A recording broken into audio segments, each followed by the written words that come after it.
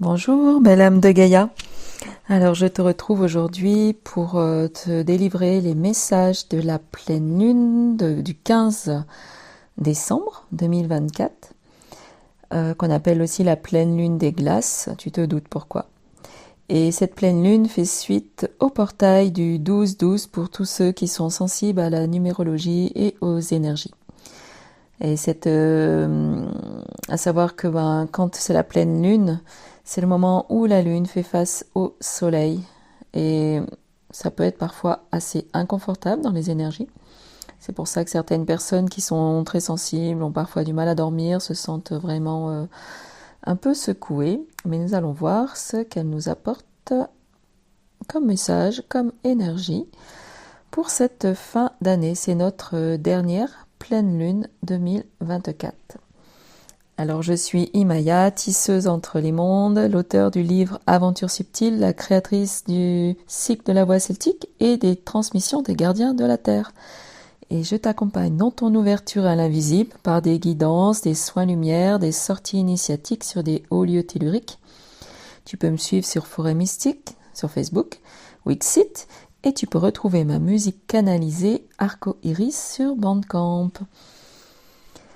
Alors, que nous raconte cette pleine lune?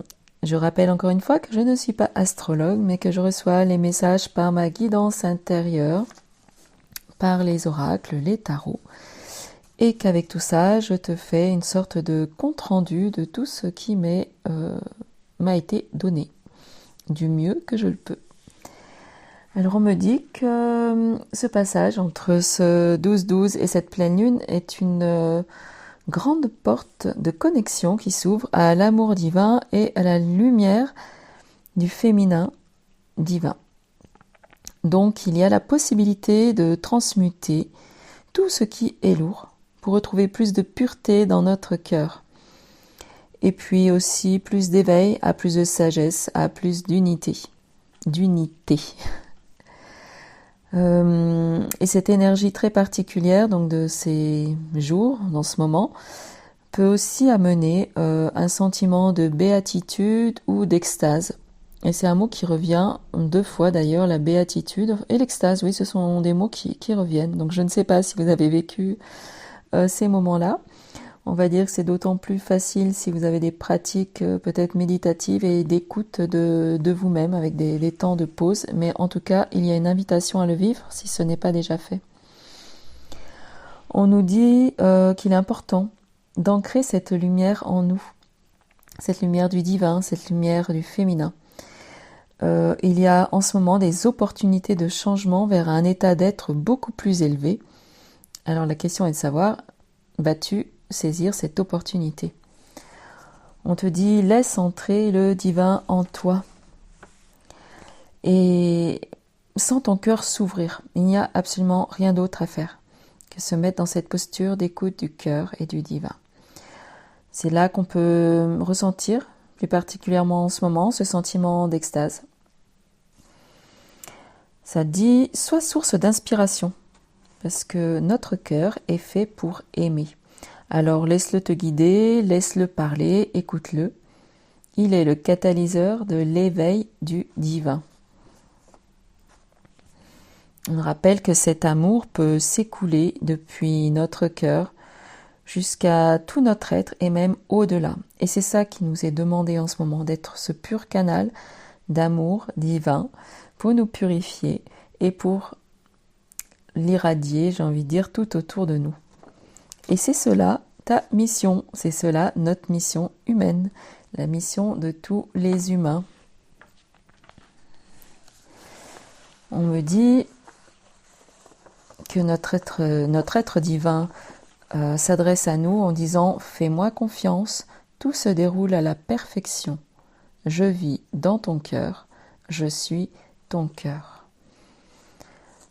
Alors, j'ai envie de te dire, si tu ne l'as pas encore fait, peut-être que demain est une belle opportunité pour prendre un temps de connexion à cet espace en choisissant une musique qui te plaît, un temps de pause pour vraiment vivre cette ouverture de ton cœur à cette magnifique énergie de la source du divin de ton être.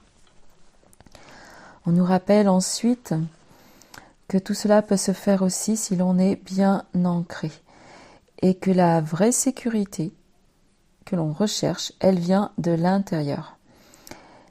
Alors, il s'agit avec ce portail et avec cette pleine lune de vraiment prendre conscience de cet ancrage en soi, dans son amour, dans son être et dans son chakra racine.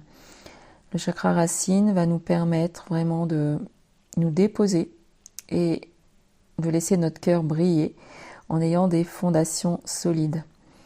Et quelles que soient les situations que l'on vive, qu'ils soient inconfortables, qu'on ait le sentiment qu'elles soient inconfortables, on te dit bien, ancre-toi à l'intérieur de toi. Cet ancrage va permettre de donner une impulsion pour réaliser tes envies, tes idées, pour suivre tes désirs profonds. Et on me parle aussi de guérison, pour guérir aussi tout ce qui était au niveau des relations amoureuses, qui étaient insécures, non partagées, dues à certains lourds karmas. Par cet ancrage dans son cœur, dans son chakra racine, dans son amour, on peut, avec les énergies actuelles, guérir de tout ce type de karma et d'expérience. On me dit, tout arrive au bon moment. Tu vas bientôt récolter les fruits de tes efforts, de toutes tes graines plantées. Alors c'est vrai que l'hiver, on a tendance à dire que c'est le moment de prendre soin de ces graines, de les laisser germer. Et là, donc, on nous fait un petit rappel en disant, voilà, aie confiance dans ce processus. Tout ce qui te revient va arriver à toi. Donc par la lumière, par l'ancrage et par l'eau de notre amour, on peut vraiment faire développer ces graines qui verront le jour en temps voulu. Le message suivant concerne tout ce qui concerne le collectif, la coopération et les interdépendances. Donc sans doute que les énergies actuelles et du moment nous poussent à nous rendre compte que c'est à plusieurs que l'on peut accomplir des plus grandes choses, beaucoup plus que si l'on était seul. Et nos aspirations peuvent se réaliser si on agit avec notre cœur, bien sûr, et en harmonie avec un collectif, que ce soit des amis, la famille, les collègues. Il y a quelque chose qui nous pousse dans cette direction.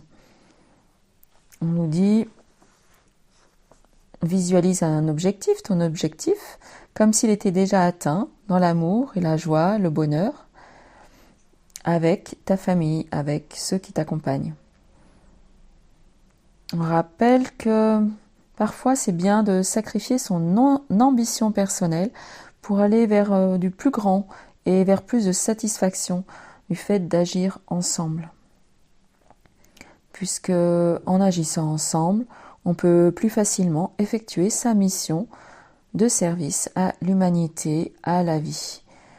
Alors il est peut-être temps de revoir nos objectifs, de peut-être les remettre dans les mains de quelque chose de plus grand, de plus collectif, pour aller plus haut. On me dit, nous sommes tous reliés et nous avons besoin de nous connecter les uns avec les autres dans cette énergie d'altruisme et de sagesse.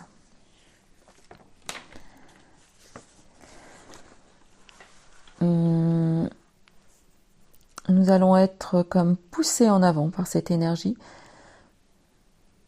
à la fois pour aller plus loin dans nos profondeurs, pour aller plus loin à la rencontre des autres et pour aller encore plus loin dans notre authenticité et pour révéler notre sagesse et nos connaissances pour le monde. C'est comme un nouvel équilibre à atteindre. Pour cela, on te dit d'écouter plus que jamais ton guide intérieur, ta guidance, ta propre guidance. Il n'est plus temps de se tourner vers des maîtres extérieurs, mais de vraiment toujours écouter ce portail du cœur qui est là où siège notre être divin. Et c'est là que tu vas écouter pour aller vers du nouveau. On dit bien que on risque d'être bousculé pour aller vers plus d'inconnu. Mais c'est vraiment par cette connexion à ta sagesse innée et aussi à ta nature instinctive et sauvage qui éveille tes sens que tu vas pouvoir dépasser peut-être certains obstacles qui seront mis sur ta route. Mais avec cette force de ta sagesse et du collectif, tout cela pourra être balayé et tu pourras vraiment révéler cette belle personne, enfin cette personne que tu es dans toute sa magnificence, j'ai envie de dire, et dans sa reliance avec sa divinité. Mes messages s'arrêtent là. Voici tout ce que j'ai reçu. J'espère que ceci te parlera, qu'il y aura un écho en toi. Alors, je te le rappelle, laisse-moi un commentaire, un petit pouce vers le haut aussi pour que la chaîne puisse circuler. C'est la loi des algorithmes sur YouTube. N'hésite pas à partager, donc à commenter, à liker. Merci, merci, merci. Merci de soutenir mon travail ainsi. Et puis je te dis à très bientôt pour la prochaine guidance de la nouvelle lune. Cette prochaine nouvelle lune qui sera tout à la fin du mois de décembre. À très bientôt.